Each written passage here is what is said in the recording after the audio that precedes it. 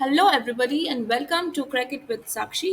Last 3 videos में हमने inequalities के कुछ क्वेश्चंस देखे थे, सॉल्व एग्जांपल्स देखे थे। इस वीडियो में मैं कुछ और क्वेश्चंस लेकर आई हूँ आप लोगों के लिए, ताकि आप लोगों की अंडरस्टैंडिंग बेटर हो और क्लैरिटी मिले, बेसिक्स समझ में आए। तो चलिए क्वेश्चन सॉल्व करते हैं। नंबर 1 स्टेटमेंट है हमारे पास, m इज लेस देन और equal to a, so this is m। तो जो a है वो m के इक्वल है या फिर m से बड़ा है। तो इस तरह से हम विंग्स में रखेंगे इसको, राइट। a r से बड़ा है, तो इधर है a r से बड़ा, इधर भी है a r से बड़ा। r जो है वो z के इक्वल है या फिर z से बड़ा है। तो z या तो r के इक्वल है या फिर z जो है वो r से छोटा है। इस तरह से दोनों r के साथ हम z प्लॉट करेंगे। t is greater then r, okay. t r से बड़ा है। r is less then y, मतलब y r से बड़ा है, y भी r से बड़ा है, तो उसको दूसरे विंग में रख देंगे हम इस तरह से, ओके। चलिए अब देखते हैं कंक्लूजन्स। कंक्लूजन 1 है y is greater then z। y यहाँ है और z यहाँ है। देखिए अगर आप इस केस में देखोगे, इस वाले r के केस में, तो डेफिनेटली y z से तो बड़ा है ही, राइट। और इस केस में देखोगे तो भी जो y है वो z से बड़ा है। तो ये कंक्लूजन तो सही है, दिस इज राइट। फिर है a is greater then z। a यहाँ पर है और z यहाँ पर है। अलग अलग विंग्स में है ये। a जो है वो r से डेफिनेटली बड़ा है ना। a जो है वो r से डेफिनेटली बड़ा है, और ये जो z है वो r के बराबर है या फिर r से छोटा है। तो इस केस में तो a ग्रेटर देन z है। अब अगर हम इस केस में देखते हैं, तो इस केस में भी सेम सिनेरियो है। a जो है वो क्लियरली r से बड़ा है और r से या तो इक्वल है z या फिर r से छोटा है। तो इस केस में भी a is greater then z है। तो दोनों ही केसेस में हमारे दोनों कंक्लूजन्स सही हैं। उसका जो आंसर होगा वो होगा both conclusions 1 and 2 follow, right. चलिए नेक्स्ट एग्जांपल देखते हैं। स्टेटमेंट्स हैं k is greater than h greater than o, okay. So k is greater than h greater than o, o is equal to p। सो जहां पर भी o है वहां पे हम बस p रखेंगे। h is less than f, h जो है f से छोटा है, तो यानी कि f यहाँ पर आएगा। अब हम देखते हैं हमारे कंक्लूजन्स। कंक्लूजन 1 है p is less than h। p तो h से नहीं है less than, in fact p is, हाँ right, sorry, p is less than h ना, तो p is definitely less than h, क्योंकि o छोटा है तो p भी छोटा होगा, तो दिस इज राइट। 3 कंक्लूजन्स हैं इस केस में। सेकंड देखते हैं अब हम। o is less than k, o is less than k, yes that's also right, o छोटा है k से। फिर है k is greater than f। अब देखो k और f अलग अलग विंग्स में है, ये इक्वल भी हो सकते हैं, ग्रेटर भी हो सकते हैं, लेस भी हो सकते हैं, so हमें नहीं पता क्या रिलेशन है, तो दिस इज फॉल्स। सो इसका जो आंसर होगा तीनों कंक्लूजन में से सिर्फ first and second follow, right, ये आंसर होगा। अगर हमारे कंक्लूजन होते हैं k is greater than equal to f and k is less than f, तो इन दोनों में से कुछ तो सही होगा, राइट। तो हम कहते हैं इधर 1 और 2 इज राइट। पर अगर हमारा कंक्लूजन होता e is less than f और e is greater then f, तो इस केस में हम नन कर देते, क्योंकि इस केस में e is equal to f वाला कंडीशन तो उसने लिया, sorry k is equal to f वाला कंडीशन तो उसने लिया ही नहीं, राइट। सिर्फ लेस देन ग्रेटर देन बताया है, तो इसमें नहींदर होता। जहाँ पे तीनों केस होंगे ना, ग्रेटर, इक्वल और लेस, उसी को हम एक कंक्लूसिव सॉल्यूशन मानेंगे। Clear? Let's see the next one. b is equal to c से शुरू करते हैं हम, और b is equal to e भी है, तो दोनों चीजें साथ में लिख लेते हैं, b c और e को हम। सो b c और e तो हैं equal, this is 1 unit. n is greater then b, okay. n को प्लेस करते हैं यहाँ, ये हो गया, ये हो गया। तो d is less then e, d छोटा है e से। g is greater then e और g बड़ा है। Simple depiction, right. कंक्लूजन्स देखते हैं हम। g is greater then c, g c से बड़ा है, that's right. n is less then g, same जो हमने लास्ट में देखा था, n और g अलग अलग विंग्स में है, तो n g से ग्रेटर भी हो सकता है, इक्वल भी हो सकता है और लेस भी हो सकता है। तो जरूरी नहीं है कि हमेशा लेस हो, इसलिए ये कंक्लूजन फॉल्स है, गलत है। फिर है d is greater then n, d n से बड़ा नहीं है, in fact d is less then n, सो ये वाला कंक्लूजन भी फॉल्स है। इस केस में जो हमारा आंसर होगा वो होगा only one follows, right. Let's see the next one. Statements z is greater than और इक्वल टू t। ओके, तो ये अगर t है तो z या तो इक्वल है t के या फिर z t से बड़ा है।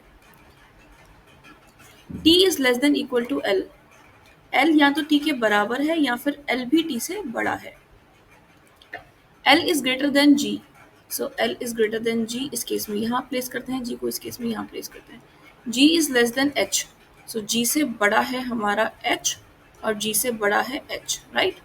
अब हम देखते हैं कंक्लूजन्स। कंक्लूजन फर्स्ट है Z is greater then L, Z यहाँ है और L यहाँ है। Z और L के बारे में हम ज़्यादा डेफिनेटली कुछ नहीं कह सकते, इक्वल भी हो सकते हैं, L भी बड़ा हो सकता है Z से और Z भी बड़ा हो सकता है L से, राइट। तो ये वाला कंक्लूजन जो है वो गलत है। फिर है H is greater then L, H यहाँ है L यहाँ है।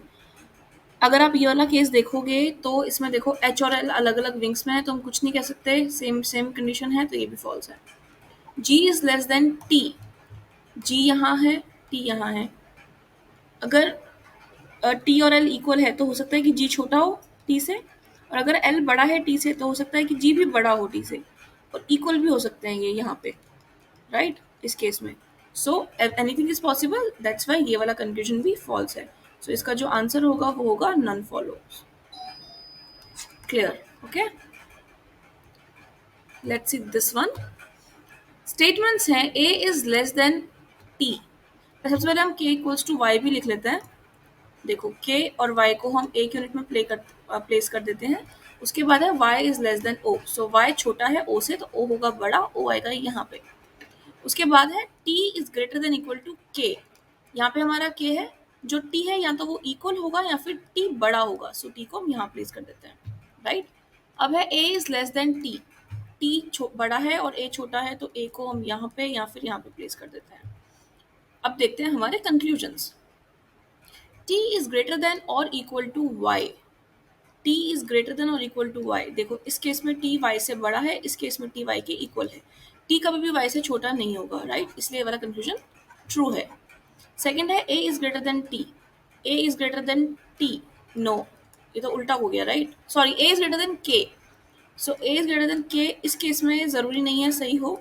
इस केस में अगर T और K इक्वल होते हैं और A छोटा है अगर T से, तो A छोटा होगा K से भी, राइट। सो ये वाला जो कंक्लूजन है वो भी फॉल्स है। इसका जो आंसर होगा वो होगा only one follow, right. I hope आपको समझ में आया होगा। चलिए नेक्स्ट देखते हैं स्टेटमेंट्स। सबसे पहले हम शुरू करते हैं T is equal to S से, राइट। तो T और S को हम एक यूनिट में प्लेस करते हैं। S is greater then R, S बड़ा है R से, तो R को राइट साइड में नीचे रखेंगे। उसके बाद है T यहाँ पर है, देखो P इज लेस देन और इक्वल टू T, तो जो P है वो या तो T के इक्वल होगा या फिर P T से छोटा होगा, सो P को यहाँ भी रख सकते हैं हम। L इज ग्रेटर देन और equal to P, so L या तो यहाँ होगा या फिर P से बड़ा होगा, L या तो यहाँ होगा या फिर P से बड़ा होगा। ये सब हो गई। अब देखो OW तो अभी आया नहीं है, तो पहले L है तो L अपन शुरू करते हैं L से। W इज ग्रेटर देन और इक्वल टू L, सो जो W है वो या तो L के इक्वल है या फिर L से बड़ा है। हर केस में अपन ऐसा कर लेते हैं, मतलब बड़ा हो गया। O is greater then W, O definitely W से बड़ा है, राइट। ओके, थोड़ा गौश पौश बट ठीक है, समझ में आ रहा है कि L या तो W के इक्वल है या फिर L से बड़ा है, और W और O हमेशा W से बड़ा है। अब हम देखते हैं conclusions. O is greater then L, O is greater then L, इस केस में देखो O ग्रेटर देन L जरूर होगा क्योंकि L और W तो बराबर हैं, राइट। अगर बराबर भी होंगे तो भी O W से बड़ा है, सो O डेफिनेटली L से तो बड़ा होगा ही होगा किसी भी केस में। इस केस में देखो ये वाला जो स्टेटमेंट है ना आपका, O greater than W greater than L, सो अगर ये इक्वल भी होंगे तो भी O जो है वो L से बड़ा होगा, तो ये तो 100% राइट है। सेकेंड कंक्लूजन है हमारा, जो फर्स्ट है वो है W इज ग्रेटर देन और इक्वल टू P, पी कहाँ पर है, पी यहाँ पे है। देखो अगर पी यहाँ पे है तो मैक्सिमम क्या होगा, डब्ल्यू पी के इक्वल हो सकता है। इस केस में भी डब्ल्यू पी के इक्वल होगा या फिर डब्ल्यू पी से बड़ा होगा। किसी भी केस में ऐसा नहीं होगा कि डब्ल्यू पी से छोटा होगा, because L is greater than equal to P है। देखो L is greater than equal to P है, और जब डब्ल्यू की बात आ रही है तो डब्ल्यू भी greater than equal to L है। तो अगर ये पी है, जो एल है वो या तो बराबर होगा या फिर एल बड़ा होगा। उसके बाद जो डब्ल्यू है उसमें क्या रिलेशन है, या तो वो एल के इक्वल है या फिर एल से बड़ा है डब्ल्यू। राइट, तो पी देखो, पी जो है मैक्सिमम इक्वल हो सकता है और डब्ल्यू बड़ा ही होगा पी से अगर होगा तो। डब्ल्यू कभी भी छोटा नहीं होगा पी से। दैट्स वाई ये वाला जो हमारा कंफ्यूजन है, ये वाला कंफ्यूजन करेक्ट है। इन दोनों कंडीशंस को अगर आप देखोगे तो हमारा कंफ्यूजन 1 आपको समझ में आ जाएगा कि क्यों करेक्ट है। W is greater than equal to L और L is greater than equal to P. Simple. तो इस केस में जो आंसर होगा वो होगा both conclusion 1 and 2 follow. Right, I hope this is clear. चलिए नेक्स्ट क्वेश्चन की तरफ जाते हैं। m is less than equal to r, d is less than e, r is less than d। देखो यहाँ पे मुझे d 2 बार दिख रहा है, तो पहले मैं d वाले कंडीशंस ले लेती हूँ क्योंकि सिंपल इनइक्वालिटीज भी हैं उसमें। तो d को अगर हम यहाँ रखते हैं तो d से e भी बड़ा है और d से r भी बड़ा है। e बड़ा है d से और r भी बड़ा है d से, ये दोनों कंडीशंस हो गई। f और m अभी हमारे डायग्राम में है नहीं, इसलिए इसको बाद में देखेंगे, पहले ये उठाते हैं अपन। m is less than equal to r, तो जो r है वहां पे या तो m r के इक्वल होगा या फिर m जो है वो r से छोटा होगा। सो m r से छोटा होगा तो m को यहाँ रखते हैं। अब है r is greater then d, sorry f is greater then m, ये वाली कंडीशन बची थी हमारी। f is greater then m मतलब अगर m यहाँ पे है तो f यहाँ होगा, m यहाँ है तो f यहाँ होगा। Simple, this is our diagram जो हम स्टेटमेंट्स के थ्रू प्लॉट कर सकते हैं। अब हम देखते हैं कंक्लूजन्स। कंक्लूजन फर्स्ट है d is equal to m। Okay, so ये d है, ये m है, अलग अलग विंग्स में है, लेस भी हो सकता है, ग्रेटर भी हो सकता है, इक्वल भी हो सकता है। तो जरूरी नहीं है कि इक्वल ही हो हमेशा, सो दिस इज फॉल्स। फिर है e इज ग्रेटर देन और इक्वल टू f।